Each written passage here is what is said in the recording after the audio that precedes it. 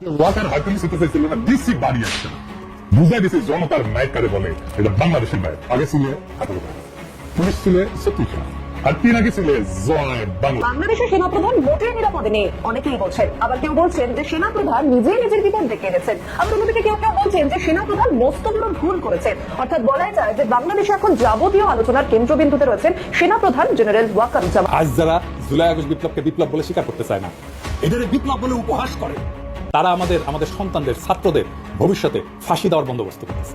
সকল গুম খুন নির্যাতন অত্যাচারের বিচার হতে হবে। ওয়াকার সাহেব, আপনি নিজে বলছিলেন না 5ই আগস্টে সব অফিসারের বিচার হবে, আপনি নিজে দায়িত্ব নিয়েছিলেন না? শুনেন, আমি আপনাদের কথা দিচ্ছি, সমস্ত হত্যা, সমস্ত অন্যায় বিচার আমরা করব।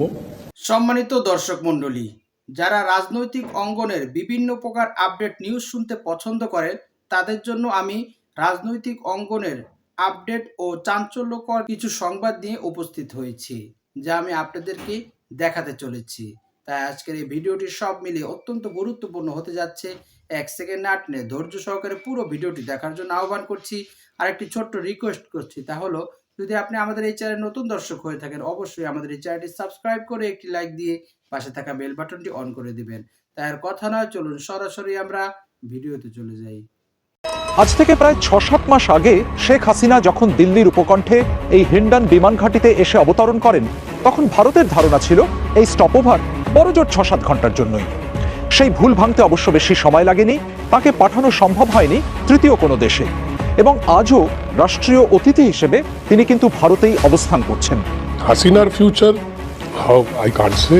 শেখ হাসিনার পতন ভারতের সুখের সংসারে বড় ঝড় তোলে। এলোমেলো হয় মোদির চারপাশ। সোনার ডিম পাড়া হাঁস হারানোর বেদনায় কাতর হয়ে পড়ে ভারত। শুরু হয় প্রতিশোধ নেবার পালা। বাংলাদেশকে কোণঠাসা করতে নানা ফর্মুলা নিয়ে হাজির হয় ভারত। বন্ধ করে দেয়া হয় ভিসা। পর্যটন ভিসা পুরোপুরি বন্ধ করেও থামেনি নয়াদিল্লি। চিকিৎসা ভিসার ক্ষেত্রেও কড়াকড়ি আরোপ করে চরম অমানবিকতার পরিচয় দেয় মোদী প্রশাসন। তবে বাংলাদেশও মাথা নোয়াবার নয়। এই ঢাকা দিল্লিকে পিঠ দেখায়নি, দেখিয়েছে বুক। চোখে চোখ রেখে ভারতকে দিচ্ছে যোগ্য জবাব। ভারতের কোনো অযৌক্তিক দাবি মানছে না বর্তমান বাংলাদেশ সরকার। আপনি ওনার সামনে পেলে কি করবেন? আমি ওনাকে সামনে পাইলে ওনাকে জুতা মারবো। জুতা মারবেন? হ্যাঁ। কত পার্সেন্ট ঘৃণা প্রকাশ করলে খুশি হইবেন? পার্সেন্ট তো সচরাচর 100% হয়। 100তে 100 ঘৃণা। আপনি 100তে 100 ঘৃণা? হ্যাঁ, মানুষ মারার কল, মানুষ মারার মেশিন। হ্যাঁ। অন্তর্বর্তী সরকারের প্রধান উপদেষ্টা অধ্যাপক ডক্টর মোহাম্মদ ইউনূস বলেছেন, মানবতা বিরোধী অপরাধের অভিযোগে শেখ হাসিনাকে বিচারের মুখোমুখি হতেই হবে। যুক্তরাজ্য ভিত্তিক সংবাদ মাধ্যম স্কাই নিউজকে দেওয়া এক সাক্ষাৎকারে তিনি আরো বলেন, শেখ হাসিনার সঙ্গে তার স্বজন ও সহযোগীদেরও বিচার করা হবে। মোহাম্মদপুরের জেনেভা ক্যাম্পে সেনাবাহিনীর অভিযানে আওয়ামী লীগ সাধারণ সম্পাদক ওবায়দুল কাদের গ্রেপ্তার করা হয়েছে। রাতে ডিয়ারিং টাইগার্স 23 ইস্ট বেঙ্গলের 9টি টিম এই অভিযান পরিচালনা করে। মূলত গোপন সংবাদের ভিত্তিতে গ্রেপ্তারের জন্য জেনেভা ক্যাম্পে অভিযান চালানো হয়। ধরতে সক্ষম হয় সেনাবাহিনী। রাজধানী মোহাম্মদপুর এলাকায় আওয়ামী লীগের সাধারণ সম্পাদক ওবায়দুল কাদেরকে গণধোলাই দিয়ে আইনশৃঙ্খলা বাহিনীর কাছে সোপর্দ করেছিল এলাকাবাসী। দেয় গণধোলাই। দেশেই আছেন আওয়ামী লীগের সাধারণ সম্পাদক ওবায়দুল কাদের। শেখ হাসিনার সবচেয়ে বিশ্বস্ত নেতা ওবায়দুল কাদেরের সর্বশেষ ট্র্যাক করা লোকেশন পাওয়া গেছে ঢাকার মোহাম্মদপুর এলাকা।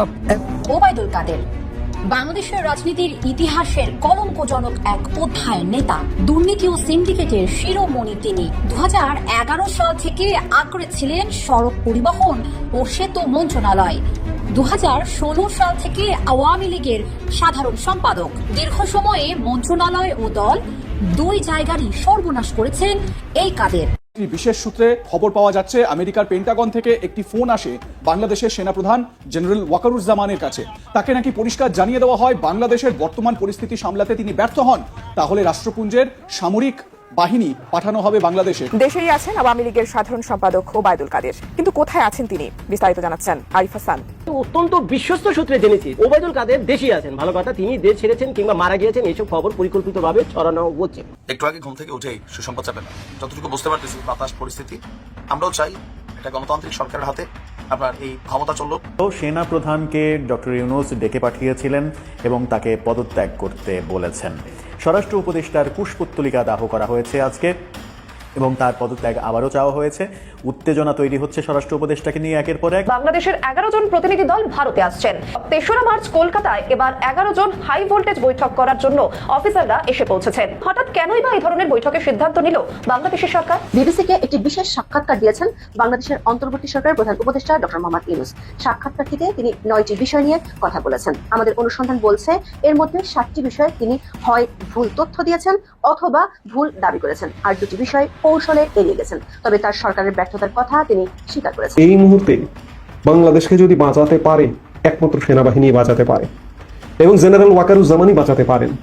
তার হাতে বাংলাদেশ ব্যর্থ হবে নাকি এই ব্যর্থতা থেকে ইউটার্ন করে সামনের দিকে এগোবে, তার উদ্যোগেই হতে পারে। পাশের দেশ নরেন্দ্র মোদীর গুম হারাম করে দিলেন এরদোয়ান আর ডক্টর ইউনূস মিলে।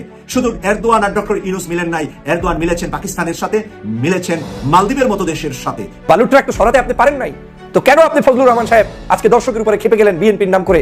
বিএনপির একজন নেতা পরিচয় দিয়ে আপনি যখন বালু ট্রাকের প্রশ্ন করেছে একজন দর্শক, সেটাকে সহ্য করতে পারেন নাই, আপনি সাথে সাথে তাকে রাজাকার আল বদর বানিয়ে দিলেন। এটাই প্রমাণ করে আওয়ামী লীগের একই চরিত্র। সম্মানিত দর্শক মণ্ডলী, ভারত বাংলাদেশের সম্পর্ক খারাপ হওয়ার পেছনে যিনি সবচেয়ে গুরুত্বপূর্ণ ভূমিকা পালন করছেন তিনি হলেন সাবেক প্রধানমন্ত্রী শেখ হাসিনা।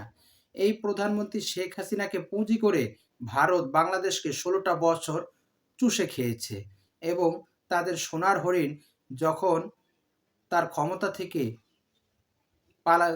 ক্ষমতা ছেড়ে পালাতে বাধ্য হয়েছে তখন ভারতের মাথা গরম হয়ে গিয়েছে। তারা বাংলাদেশের সাথে বিভিন্ন প্রকার সম্পর্ক ছেদ করে বিভিন্ন প্রকার পদক্ষেপ গ্রহণ করেছে, এমনকি তারা ভিসাটাও পর্যন্ত বন্ধ করে দিয়েছে। ফলে যে তাদের অনেক লাভ হয়ে গিয়েছে বিষয়টা কিন্তু এমন নয়, বরং ভিসা বন্ধ করার কারণে তাদের ব্যবসায়ীরাই বিপাকে পড়েছে। এবং সম্প্রতি সেনাপ্রধান ওয়াকারুজ্জামান খানের একটি বক্তব্যকে কেন্দ্র করে রাজনৈতিক অঙ্গনে চাঞ্চল্যকর পরিস্থিতির সৃষ্টি হয়েছে, যা নিয়ে বিভিন্ন প্রকার প্রতিক্রিয়া ও মিশ্র প্রতিক্রিয়া ব্যক্ত করছেন নেটিজেনরা।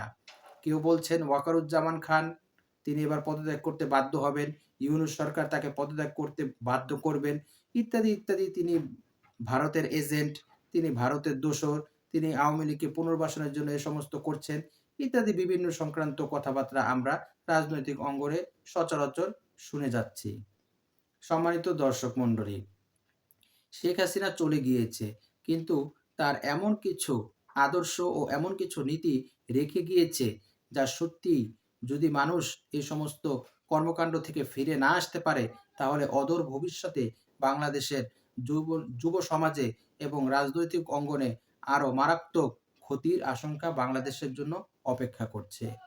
এখন সময় হলো জাতীয় নাগরিক পার্টির, ছাত্র জনতার এই নতুন একটি দলের অভ্যুত্থান, যে অভ্যুত্থানের মধ্য দিয়ে আত্মপ্রকাশ করেছে, এর যথাযথ পরিচর্যা যদি ইউনূস সরকার করতে পারে বা জনগণ যদি সাদরে এই দলটিকে গ্রহণ করে নিতে পারে, আর এই দলটি তাদের ভাবমূর্তি, তাদের যে মন মানসিকতা, তাদের যে রাজনীতির যে সৎ ও একনিষ্ঠতা ও ইনসাফ ভিত্তি যদি মানুষের ভিতরে প্রতিষ্ঠা করতে পারে এবং তাদের পরোপকার ও দেশের মঙ্গল কামনা ও দেশের সুখ শান্তি ও সমৃদ্ধির পথে দেশকে এগিয়ে নেওয়ার প্রচেষ্টায় যদি তারা পরিপূর্ণভাবে নিজেদেরকে আত্মনিয়োগ করতে পারে, তাহলেই বাংলাদেশ সমস্ত প্রকার দুর্নীতি, সমস্ত প্রকার অন্যায় অবিচার থেকে মুক্ত হয়ে একটি স্বাধীন রাষ্ট্র হিসাবে পরিণত হবে এবং তাদের যে ফ্যাসিস্ট খেদাও আন্দোলন, তাদের যে গণ অভ্যুত্থান, সেটা সার্থক ও সফল হবে।